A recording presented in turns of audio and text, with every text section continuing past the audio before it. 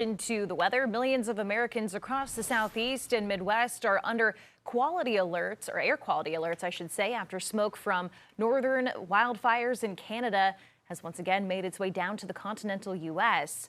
A haze has lingered over the Charlotte metro for much of the day. Meteorologist Andrew Brightman is live in Charlotte for us, tracking those conditions. So, Andrew, what are you seeing out there now?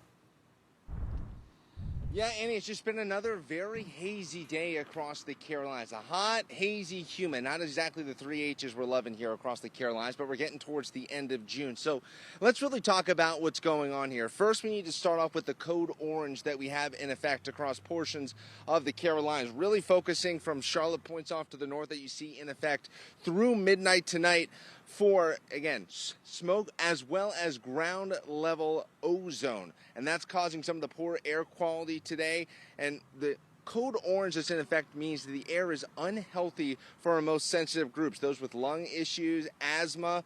Those are the people that really need to think about limiting their time outside. But there have been times today we've gotten all the way up to over 150 with our air quality index, meaning the air has been unhealthy for all groups to be spending prolonged time outside. It's really best to just spend as much time as you can in the air conditioning. And you can see, again, a lot of just the wildfire smoke has moved in across the Carolinas over the past day or so, and it's really been sticking in and around the region. But also, I do want to talk about another factor we've been dealing with today, and that has been that ground level ozone. We sometimes call it ozone in the low zone. Up in the stratosphere, ozone really allows life to exist on Earth. It protects us from those harmful UV rays coming down from the sun. But what happens is when we have some ground level pollution, mainly from cars and trucks, but also some construction vehicles as well, that really accounts for over 90% of these chemicals that with that UV radiation, it turns into the ground level ozone. When we have these hot, humid days,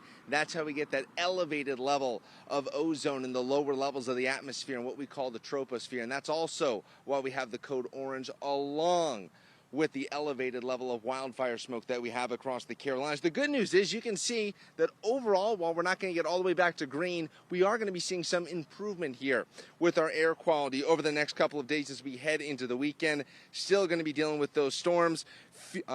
Future smoke and motion, you'll notice, again, as we head through the evening, overnight, and into your Friday morning, you see better air conditions in terms of clearing out some of the smoke, especially across the mountains of North Carolina. Still going to be staying hazy, though, as we head into your Saturday morning, but at least some improving air quality. But, Annie, as soon as we clear out some of the ground level ozone as well as the wildfire smoke, we're going to have to track some potential strong and severe weather both your Friday and Saturday night. I know Chief Meteorologist Tara Lane is going to be talking more about that coming up in just a few minutes.